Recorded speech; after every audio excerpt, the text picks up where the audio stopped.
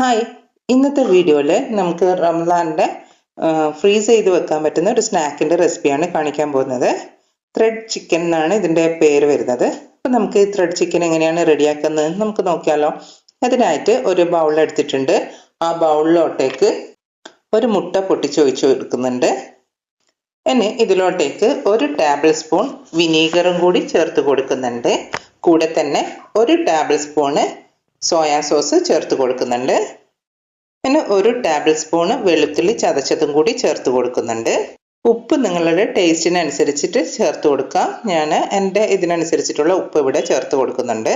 ഇനി 1/2 ടീസ്പൂണ് കുരുമുളക് പൊടിച്ചതും കൂടി ഞാൻ ചേർത്ത് കൊടുക്കുന്നുണ്ട്. കൂടെ തന്നെ റെഡ് ചില്ലി പൗഡർ 1/4 ടീസ്പൂണും കൂടി ചേർത്ത് കൊടുക്കുന്നുണ്ട്. പിന്നെ അതിനുശേഷം ചേർത്ത് കൊടുക്കുന്നത് തന്തൂരി മസാലയാണ്. തന്തൂരി മസാല 1/2 ടീസ്പൂണ് ചേർത്ത് കൊടുക്കുന്നുണ്ട്. ചാട്ട് മസാല 1/4 ടീസ്പൂണ്. പിന്നെ hot sauce 1 teaspoon. Orange food colour 2 drop. ഇത്രയും കാര്യങ്ങൾ ചേർത്ത് കൊടുക്കുന്നുണ്ട്. ഇത് നമുക്ക് നന്നായിട്ട് ഒന്ന് മിക്സ് ചെയ്തെടുക്കാം. ഞാൻ ഇവിടെ ഒരു വിസ്ക് ഉപയോഗിച്ചിട്ട് നല്ല പോലെ മിക്സ് ചെയ്തെടുക്കുന്നുണ്ട്. ഇനി മിക്സ് ചെയ്തെടുത്തതിലോട്ടേക്ക് 400 ഗ്രാം ബോൺലെസ് ചിക്കനാണ് ഞാൻ ഇവിടെ യൂസ് ചെയ്തിട്ടുള്ളത്. ത്രെഡ് ചിക്കന് തയ്യാറാക്കാൻ വേണ്ടി ബോൺലെസ് ചിക്കൻ എടുക്കുന്നതായിരിക്കും ഏറ്റവും നന്നായിട്ടുണ്ടാവുക. അപ്പോൾ ബോൺലെസ് ചിക്കൻ തന്നെ നിങ്ങൾ എടുക്കാൻ വേണ്ടിയിട്ട് ശ്രദ്ധിക്കുക. 400 ഗ്രാം ചിക്കൻ ഇവിടെ ഞാൻ ചേർത്ത് കൊടുത്തിട്ടുണ്ട്. ഇത് ഞാൻ കഴുകി വൃത്തിയാക്കി റെഡിയാക്കി വെച്ച ചിക്കനാണ്. വെള്ളമൊക്കെ തുറന്നതിന് ശേഷമാണ് ചേർത്ത് കൊടുക്കുന്നത്. പിന്നെ അതിലോട്ടേക്ക് 1.5 ടേബിൾ സ്പൂണ് കോൺഫ്ലവറും കൂടി ചേർത്ത് കൊടുക്കുന്നുണ്ട്. എന്നിട്ട് കൈ ഉപയോഗിച്ച് നല്ലപോലെ മിക്സ് ചെയ്തെടുക്കുക. നന്നായിട്ട് ചിക്കനിൽ ഈ മസാലയൊക്കെ കോട്ട് ചെയ്ത് കിട്ടണം. ആ രീതിയിൽ ഒന്ന് മിക്സ് ചെയ്തതിന് ശേഷം ഈ പാത്രം ഒന്ന് അടച്ചു വെച്ചിട്ട് റെസ്റ്റ് ചെയ്യാൻ വേണ്ടി മാറ്റി വെക്കുന്നുണ്ട്. ചുരുങ്ങിയത് ഒരു 2 മണിക്കൂറെങ്കിലും റെസ്റ്റ് ചെയ്യാൻ വേണ്ടി മാറ്റി വെക്കുന്നതായിരിക്കും നല്ലത്. ആ സമയം കൊണ്ട് ഞാനിവിടെ കുറച്ച് സമൂസ ഷീറ്റ് എടുത്തിട്ടുണ്ട്.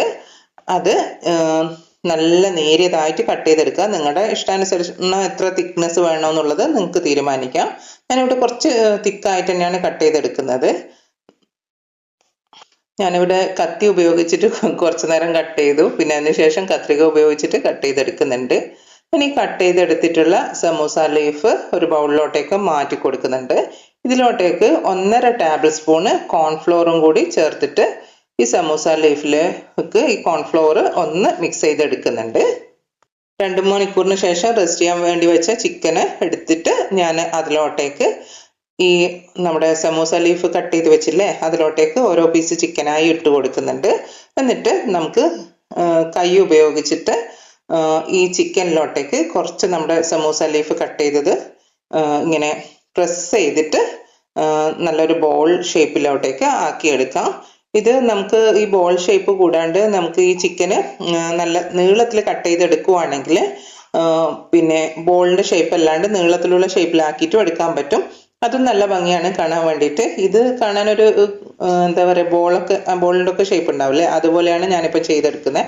പിന്നെ ഇങ്ങനെ ഒന്ന് അത്യാവശ്യം നല്ലോണം പ്രസ് ചെയ്തിട്ട് തന്നെ ഞാൻ റോൾ ചെയ്തെടുക്കുന്നുണ്ട്.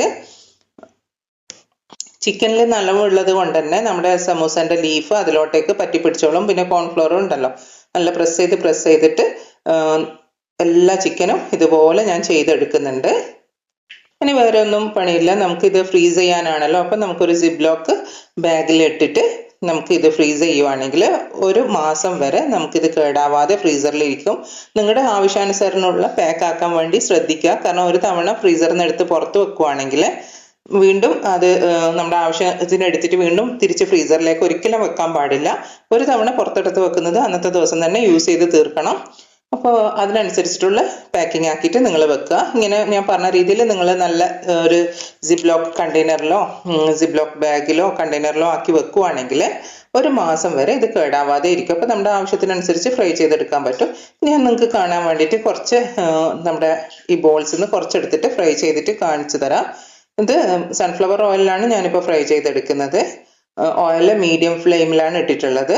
എന്നിട്ട് നമുക്ക് ചിക്കൻ ബോൾസ് ഓരോന്നായിട്ട് എണ്ണയിലേക്ക് ഇട്ട് കൊടുക്കാം. എന്നിട്ട് മീഡിയം ഫ്ലെയിമിൽ തിരിച്ചും മറിച്ചും വെച്ചിട്ട് നന്നായിട്ട് ഫ്രൈ ചെയ്തെടുക്കാം. കാരണം ഇത് ഹൈ ഫ്ലെയിമിൽ പെട്ടെന്ന് കുക്ക് ചെയ്തെടുക്കരുത്. ബിക്കോസ് നമ്മുടെ ഇതിനുള്ള ചിക്കൻ ഒന്ന് വെന്ത് കിട്ടണമല്ലോ.